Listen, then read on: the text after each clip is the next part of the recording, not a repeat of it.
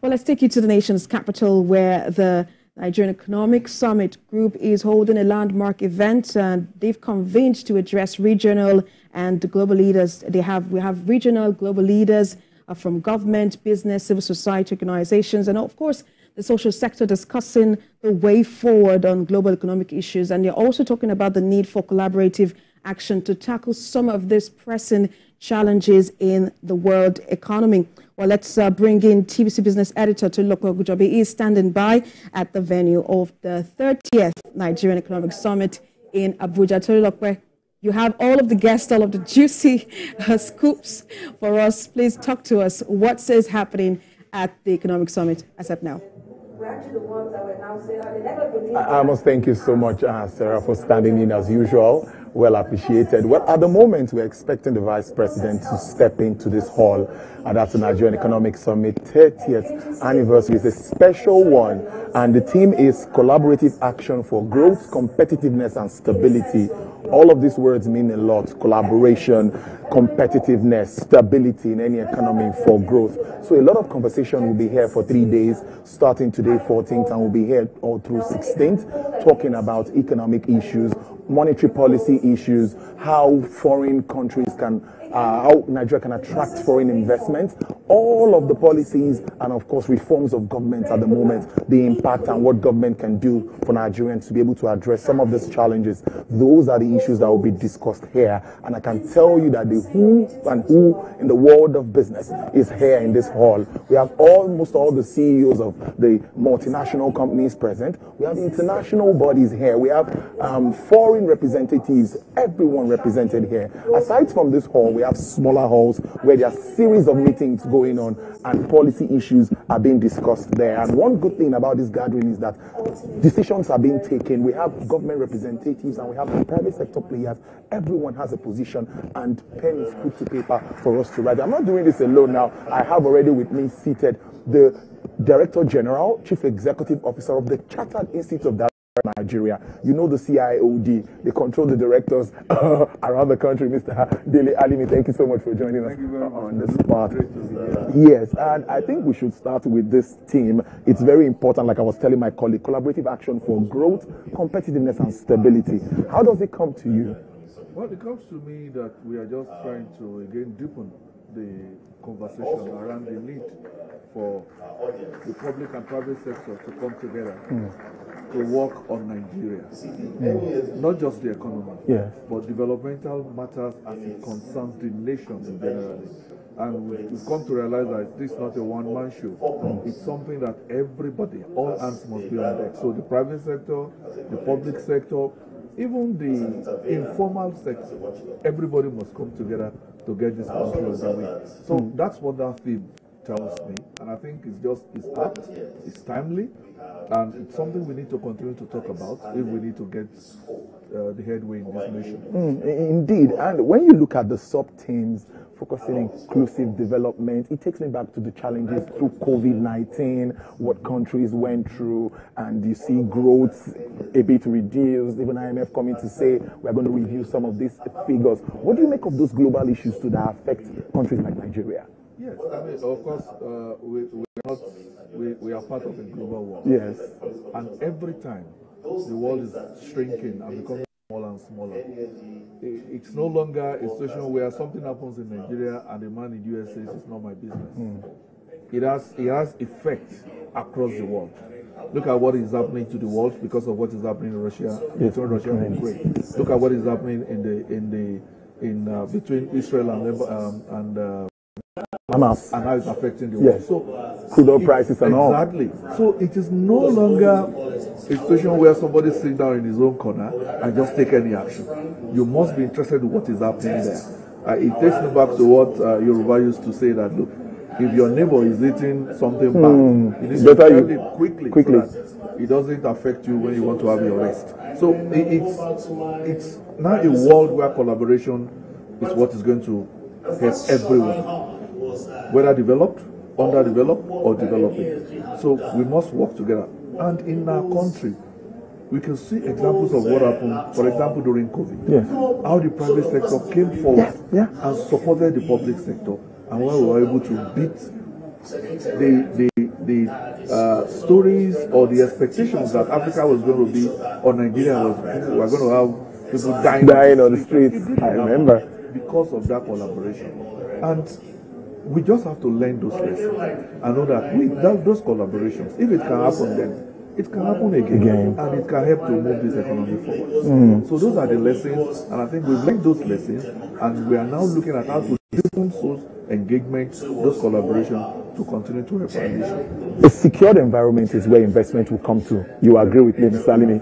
Investment will never go to any place that is unsafe, and security is very paramount for Nigeria.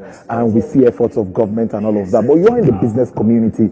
What do you make of the impact of security, insecurity, how it affects investments, and what can we do so that we get the expected investment? I'll give you a story, Tolu. The first time the case of the Chibok girls happened, I was in China. I was in the delegation, the business delegation. We were somewhere in Guangzhou, and we were discussing business with the Chinese consortium. You can imagine. And then right there in front of us, there was a story about what happened in Nigeria and how so many girls were packed away. That was the end of that story.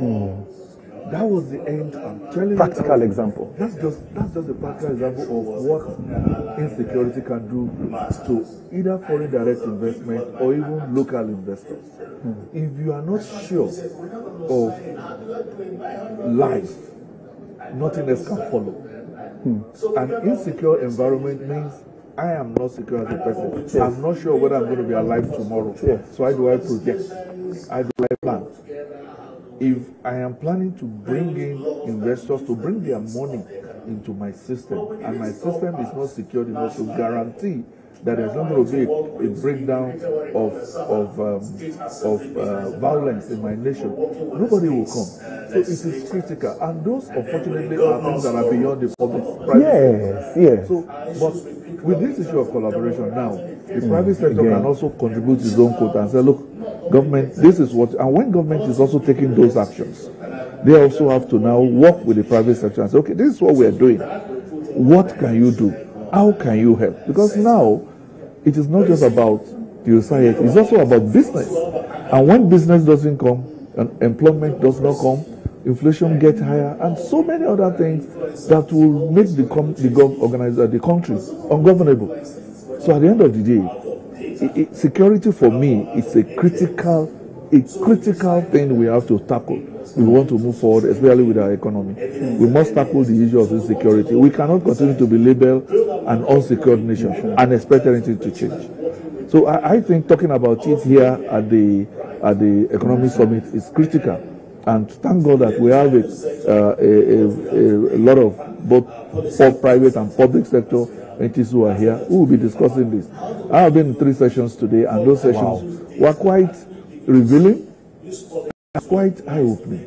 Because sometimes, I don't know, maybe government needs to also improve its communication and dissemination and everything. Some of the things that were discussed at those sessions needs to be held there in public sphere, so that people will know and understand what government is doing. Beyond the tale of woes, let us also look at the good tales and the good things that are happening and the plans that are in the offing.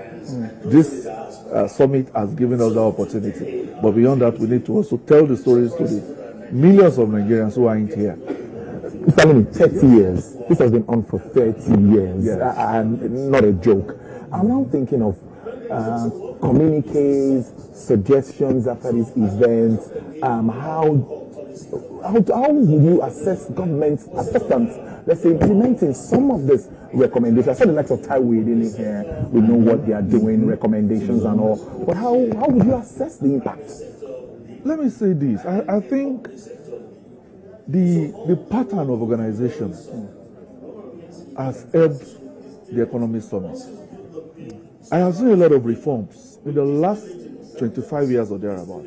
I've seen a lot of reforms in the Nigerian economy where the seed for those reforms was sown during the economic summit, various sessions of the economic summit. For me, that is a good thing to say. The economic summit contributed immensely to the development of the Nigerian economy. It creates an opportunity for mind-rubbing between the public and the private sector. And for me, it has worked. It has worked. Yes, we are not where we want to be. Somebody told me, I think about it 2 days ago, it's a talk shop. I said, yes, let us continue to talk. Imagine what will happen if we weren't talking. Yeah. Let us continue to talk. Let us continue to bring these things to fore. Let us continue to have those little achievements. At the end of the day, those little achievements will come together to form the big things. Let's not stop talking. So I think the summit has contributed immensely. I want to salute the courage of those that started it and their vision and how that vision is helping the country at the moment. Let's talk about directors now, Okay. which you are the DG of the Chartered Institute of Directors Nigeria. Yes. We see a lot, particularly about corporate governance, Yeah. and we are talking business here. We Yeah. know that we need corporate governance for everyone to. So how are you faring and looking at the economy? How are directors faring? What's your advice to them now for sustainability and taking advantage of corporate governance? Yeah, thank you. One thing that is clear is that it is easier for an organization that embraces good corporate governance to survive hard times than for organizations that are not taking good corporate governance. So that is the first lesson. That is the first message we put across. Continue to put in place good governance structure. Let your board operate the best in terms of standards, and when the environment is tough, you find out that what keeps you going is that transparency, that quality that you have put in the management of your organization. That's what keeps you going. So we don't stop preaching the impact of good corporate governance in the sustainability of organizations. You cannot survive anywhere. If you are surviving without good governance, it is only a matter of time. It is only a matter of time. We have some organizations that, remember that phrase, too big to fail, but eventually fail because of bad corporate governance. So what we continue to preach, one, corporate governance is not a sprint, it's a marathon, and it continues to evolve. And as it evolves, new methods, new ways start coming in. And that is why the Institute, as part of our own role, we continue to do advocacy, we continue to do capacity development, we continue to bring to fore and bring to fore new development for our members and even for directors at large. And I think we are playing that role very well. I believe we also, of course, we can do more, and we'll continue to do more. But the Institute is doing its best. We'll take a break, a commercial break, and we'll come back and wrap up this conversation. I'll still have the CEO here for us to wrap up the segment of the program. Back to Lagos.